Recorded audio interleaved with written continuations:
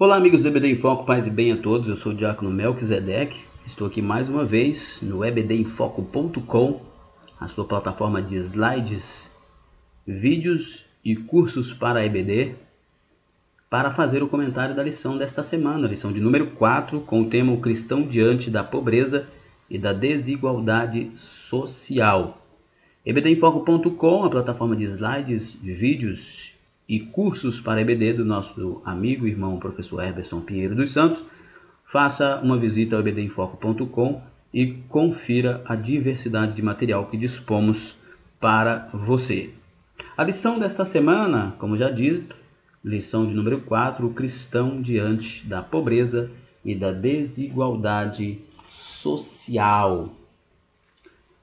Qual deve ser a postura do cristão diante desses problemas? Nós veremos durante a lição. Qual é a razão da pobreza? Quais os motivadores da pobreza e da desigualdade social? Também veremos durante a lição.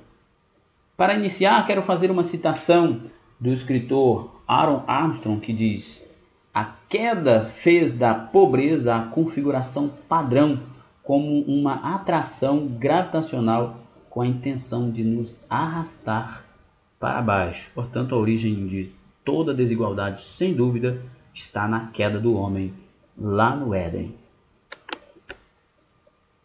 O texto do dia está em Provérbios 14:31 e diz: o que oprime ao pobre insulta aquele que o criou, mas o que se compadece do necessitado honra-o. Nos tempos bíblicos, especialmente nos tempos de Jesus, parecia haver uma compreensão equivocada da riqueza. De acordo com o que nós podemos observar no episódio onde Jesus esteve diante do jovem rico, quando Jesus disse para ele vender tudo que tinha e segui-lo, e ele não foi, Jesus disse: quão difícil é um rico entrar no reino dos céus. E os discípulos então ficaram abismados, dizendo: bom, se o rico não entra no reino do céu, quem então entrará? Porque parece que havia uma compreensão equivocada de que aqueles que eram ricos gozavam de um favoritismo da parte de Deus, mas o ensino geral da Bíblia não diz isso. Tanto rico quanto pobre é criatura de Deus, e Deus não deseja que ambos sejam desonrados. Quem desonra pobre ou rico está cometendo pecado. Síntese: diante da desigualdade e da marginalização social, a ação solidária da Igreja testifica a relevância da fé cristã diante dos homens e da credibilidade à pregação do Evangelho. A solidariedade da Igreja é a prova de que a fé cristã é boa e corrobora as verdades bíblicas de amor ao próximo. O texto bíblico está em Tiago capítulo 5, verso de 1 a 6, mas eu não vou me deter no texto bíblico. Aconselho você, professor, a fazer o uso de alguns comentários bíblicos para você se aprofundar melhor e mais no conteúdo desta lição por meio do texto bíblico. A nossa introdução. A desigualdade social e a pobreza são problemas sociais presentes em praticamente todos os países do mundo, mas principalmente nas nações de desenvolvimento do sul global, incluindo o Brasil.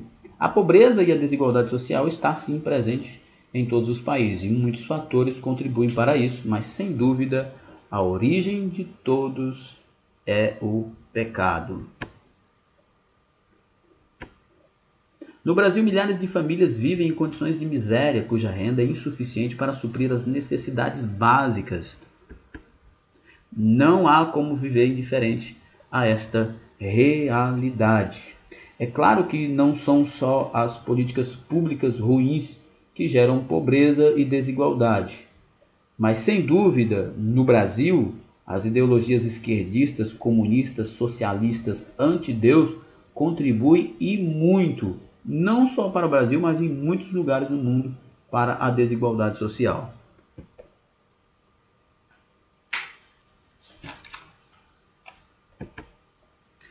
A presente lição demonstrará a importância da participação cristã nas obras sociais como expressão de amor e misericórdia e como os princípios bíblicos podem contribuir para a formação de uma sociedade livre, justa e produtiva. Os princípios bíblicos, sim, os princípios bíblicos, não os esquerdistas, comunistas, socialistas anti-Deus. Estes, sim, contribuem para a formação de uma sociedade livre, justa e produtiva. É triste ver cristãos defendendo políticas públicas baseadas em ideologias esquerdistas. Basta olharmos de onde elas surgiram para ver que elas não funcionam. A origem delas é a origem no ateísmo, no antideus. Portanto, estas ideologias não funcionam e tudo baseado nelas também não funciona. Princípios bíblicos contribuem para a formação de uma sociedade livre, justa e produtiva. Primeiro ponto, a ascensão econômica e o cuidado com o pobre. A pobreza nas Escrituras. Nas Escrituras, o pobre é retratado como a pessoa necessitada, de classe baixa, que não tem tudo, a pessoa desamparada, desprotegido, sem acesso a direitos, ou que se encontra em situações de miséria, que não tem basicamente aquilo que comer. Confira os textos que estão aqui no slide para você fazer uma leitura e ter um embasamento melhor sobre a ideia deste slide.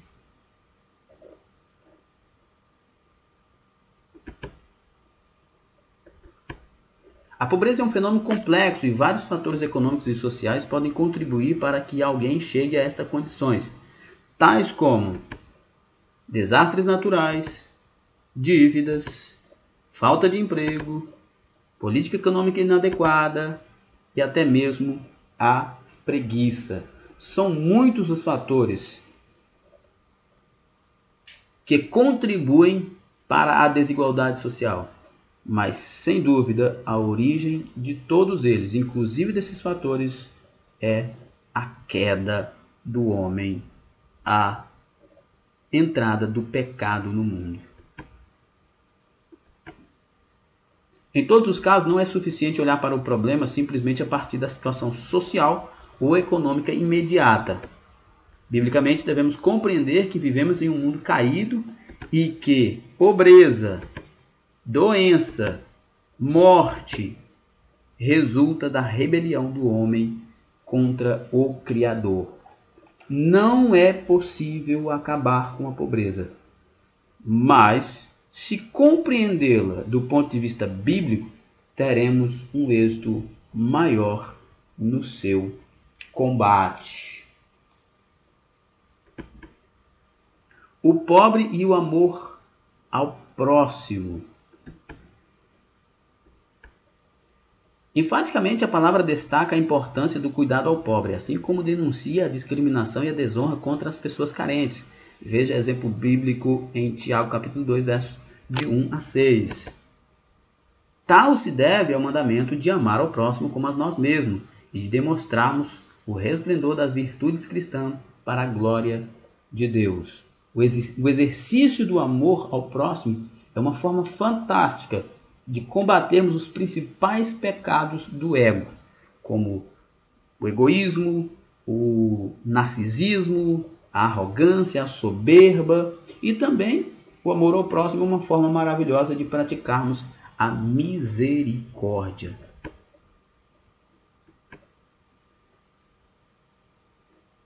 E não encontramos nas Escrituras respaldo para a teologia da libertação. Olha, a teologia da libertação disse que essa teologia deu seu início com a publicação do livro Teologia da Libertação pelo padre peruano Gustavo Gutierrez. Inclusive, esta ideia da teologia da libertação dentro da Igreja Católica foi barrada por todos os outros papas e aceita, né, com grande ênfase pelo atual Papa, o Papa Francisco, e Até porque os seus defensores, Frei Beto e Leonardo Boff, são franciscanos, né? E eles são os proponentes desta teologia da libertação no Brasil. A teologia da libertação, ela tem uma forte influência marxista, portanto, ela tem um grande teor relativista e materialista, portanto, totalmente antibíblica. É uma discrepância sem tamanho dizer que essa teologia da libertação é teologia, é algo bíblico, é uma discrepância. Sem dúvida, é uma coisa absurda associar Bíblia com marxismo, com comunismo, ideologias anti-Deus. A teologia bíblica irradia graça para todos, sem distinção de classe social, porque a graça salvadora de Deus se é manifestada a todos os homens. Aqui a Bíblia vem contrapor, inclusive Paulo vem se contrapor ao que essa teologia da libertação prega, com a ênfase e prioridade ao pobre, como se Deus fizesse acepção de pessoa. A Bíblia combate isso extenuamente e agora eles inventam uma teologia baseada em priorizar o pobre em detrimento do rico. Uma coisa absurda. Basta sabermos de onde surgiu, de padres marxistas, que é uma coisa antagônica a associar teologia bíblica com marxismo.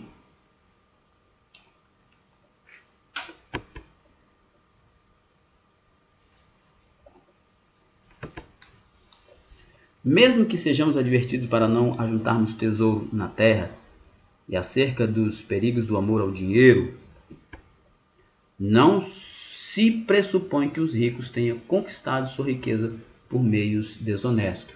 Esse ponto sofre muitas interpretações equivocadas. Uma vez que a Bíblia diz que não devemos ajuntar tesouros na terra, nem amar o dinheiro, muitos erradamente fazem essa associação de que quem ficou rico ficou por meio desonesto, que a riqueza é do diabo, mas não é isso que a Bíblia prega. Tanto o rico quanto o pobre carecem da graça de Deus e devem igualmente ser tratados com equidade. Nem ao pobre favorecerás na sua demanda. Não perverterás o dinheiro do teu pobre, o direito do teu pobre na sua demanda. Tito 2:11. A ascensão econômica e a desigualdade social. Mesmo quando há ascensão econômica e melhores condições de vida, a desigualdade social e os grupos em situação abaixo da linha da pobreza persistem em existir. Isso porque, em razão dos efeitos do pecado, a Bíblia declara que sempre haverá pobres na terra. Marcos 14 e verso 7. Por que pobreza e desigualdade persistem em existir? Porque a origem deles é o pecado. E enquanto existir pecado, existirá pobreza e desigualdade. A pobreza e a desigualdade só deixará de existir quando tudo for restaurado e o pecado for eliminado. Mas enquanto o pecado, que é o que deu origem às desigualdades, existirem, elas também existirão. Justiça social e profetismo.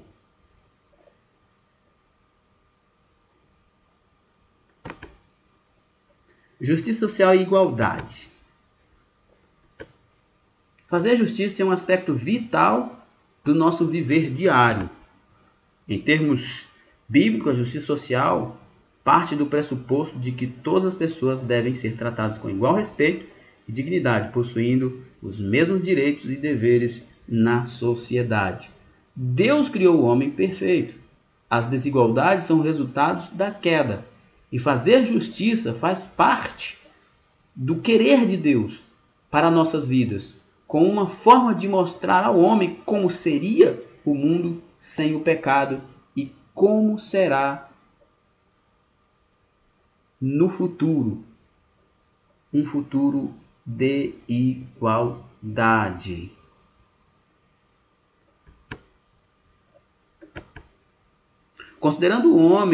considerando que o homem foi criado à imagem de Deus,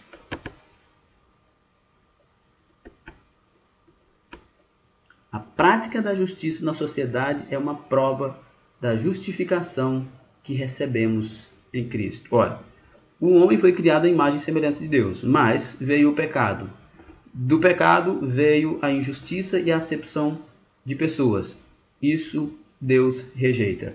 Quando praticamos a justiça na sociedade, é uma prova de que fomos justificados, que temos a justiça de Cristo em nós.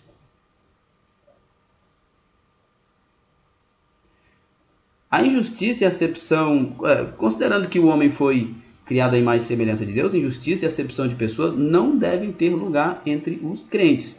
Haja vista termos sido justificados por Cristo. Se, como cristãos, praticamos a injustiça, fazemos acepção de pessoas, como faz a teologia da libertação, é uma prova clássica de que nunca fomos justificados e ainda estamos cativos, escravos dos nossos pecados. É certo que as obras são incapazes de salvar o homem caído, e que as obras de misericórdia e justiça testificam a salvação alcançada pela graça. Tiago retratou fielmente essa verdade, ao dizer que a fé sem obras é morta em si mesma. Fé sem obras é morta. Do crente, portanto, se espera a prática da justiça. Além de Tiago dizer que a fé sem obras é morta, Paulo diz em Efésios 2:10 que fomos criados em Cristo para as boas obras. Portanto, o cristão não tem como fugir. Se ele justificar que as obras, que ele não precisa fazer boas obras porque as obras não salvam, ele cai no erro, porque o apóstolo Paulo diz lá em Efésios 2:10 de que, a partir do verso 8, por exemplo, Paulo está dizendo lá que vocês são salvos pela graça, mediante a fé, isso não vem de vós, é dom de Deus, não vem de obras para que ninguém se glorie. Mas o verso 10 ele diz, nós fomos criados em Cristo para vivermos as boas obras. Então, é responsabilidade absoluta do cristão, como uma prova de que ele é salvo, praticar boas obras.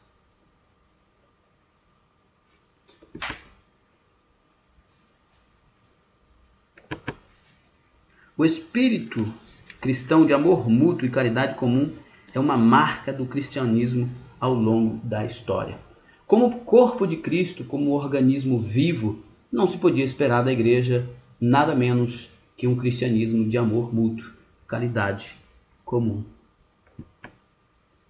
Profetizando contra as injustiças.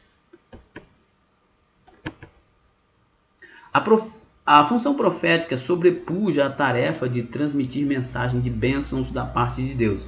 Ela envolve também a denúncia do erro, a exortação contra a injustiça. Em outras palavras, o profetismo bíblico é abrangente, pois compreende, além do aspecto eminentemente religioso, as esferas econômicas e política. Se a Bíblia diz que sabemos que amamos a Deus quando amamos o nosso próximo, um profetismo que se propõe apenas ao transcendente, esquecendo o imanente, ou seja, se esquecendo das necessidades sociais do indivíduo, seria um profetismo contraditório. Portanto, não seria bíblico, porque a Bíblia não é contraditória. E prova disso, muitos profetas, tais como o profeta Isaías, Jeremias, Miqueias, Zacarias, falaram ousadamente contra a corrupção, contra a exploração e contra as injustiças sociais do seu tempo.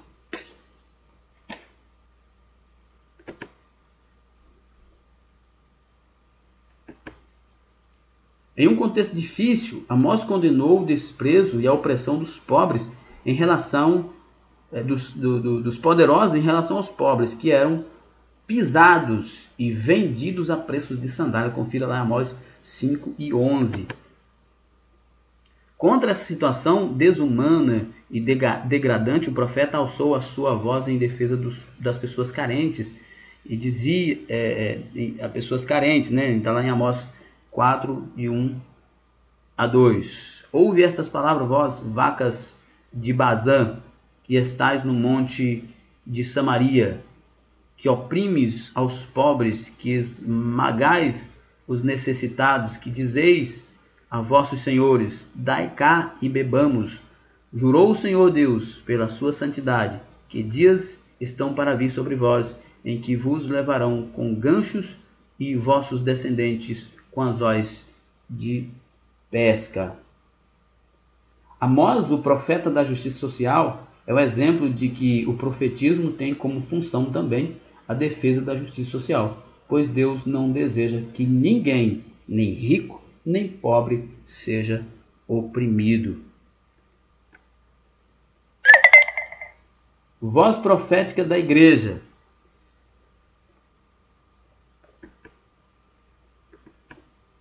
A dimensão política do ministério profético permanece válido ainda hoje.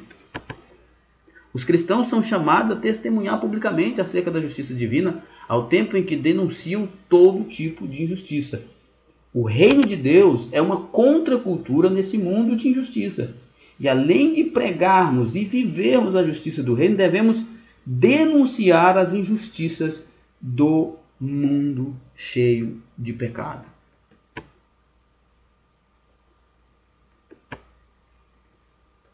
A voz profética do cristão deve consolar, edificar, mas também precisa exortar, apontando tanto os desvios morais quanto os sociais a partir das verdades bíblicas. Nunca nos esquecermos que todo esse exercício deve ser feito a partir das verdades bíblicas. Não podemos cairmos no engano de deixarmos nos levar por ideologias marxistas, esquerdistas, comunistas, socialistas anti-Deus. A política econômica e a desigualdade social no Brasil. Desigualdade social no Brasil.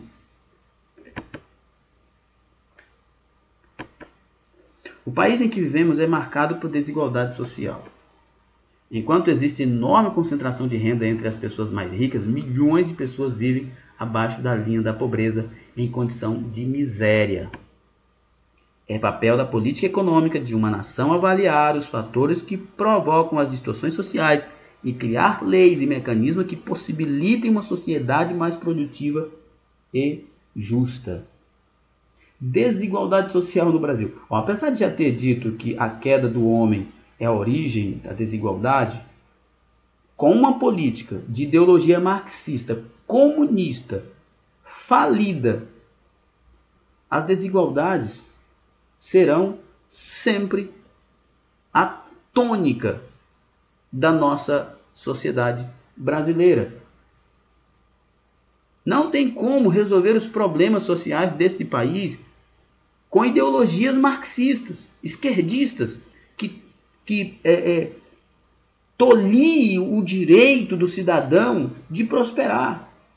Baseado num Estado enorme, num Estado opressor, jamais será possível combater as desigualdades sociais com essas ideologias. E, infelizmente, são as ideologias predominantes no Brasil. A economia é um elemento importante para a vida das pessoas e das instituições públicas. Adotar uma visão econômica coerente que considere adequadamente a natureza humana, especialmente seu estado decaído, é essencial para a redução da pobreza. Não devemos negar a natureza caída do homem, mas temos que ser coerentes. As nações de maior desenvolvimento econômico no mundo dispõem de uma economia liberal, não baseada em ideologias marxistas, comunistas, como a brasileira. Economia na perspectiva cristã. Na visão de mundo, o cristianismo considera todos os aspectos da vida humana, inclusive a dimensão econômica. Nesse sentido, encontramos nas escrituras e na história da tradição cristã orientações suficientes para que a sociedade possa ser livre, próspera e justa.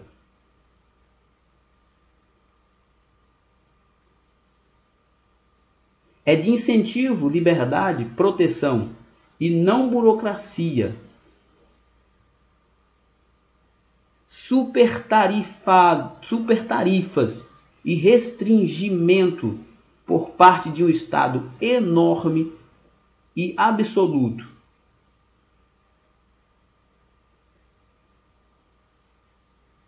Que nós vamos conseguir desenvolver a nossa sociedade. Jamais vamos conseguir resolver os problemas da nossa sociedade baseada no Estado enorme quanto o que nós temos. Exemplo disso?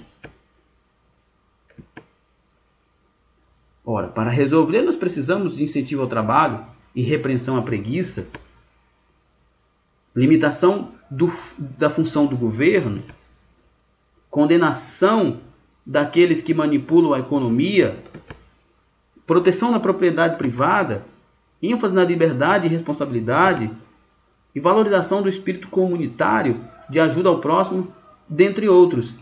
Tudo isso aqui está longe, absolutamente longe do que nós vivemos hoje no Brasil. Nós temos um Estado grande, onde ele sobrecarrega o trabalhador, o empresário com tributos, um Estado que mete a mão em tudo, um Estado onde o Estado é o mais corrupto, onde a pessoa não tem direito à propriedade privada, não tem liberdade. Esse é o Estado que nós temos. E, infelizmente, é por esta razão que nós não temos uma economia saudável. Assistência e desenvolvimento. Mesmo no ambiente coletivo, a assistência às pessoas carentes é uma atividade vital de solidariedade. Olha, a solidariedade é o ato de identificar-se com o sofrimento dos outros, assim como Cristo fez conosco. E a assistência às pessoas carentes é vital para isso.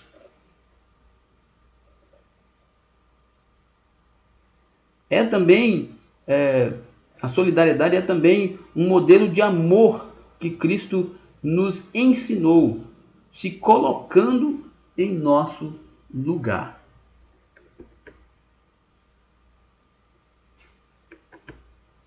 Embora o governo civil deva promover o bem, o que inclui programas de assistência social para atender às necessidades básicas dos cidadãos, não é recomendável criar uma cultura de assistencialismo que perpetue a condição de pobreza. Bom, os governos fazem o uso discriminado do assistencialismo.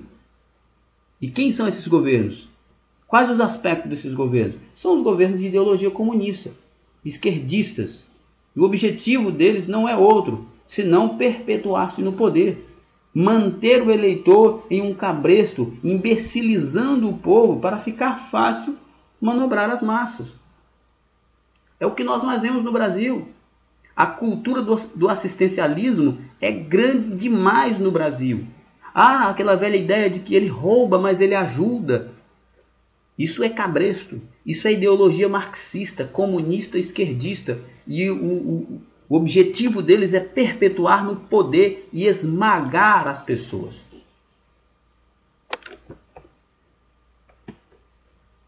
É necessário focar no desenvolvimento para que pessoas e famílias adquiram independência econômica e ganhem o pão do suor do próprio rosto.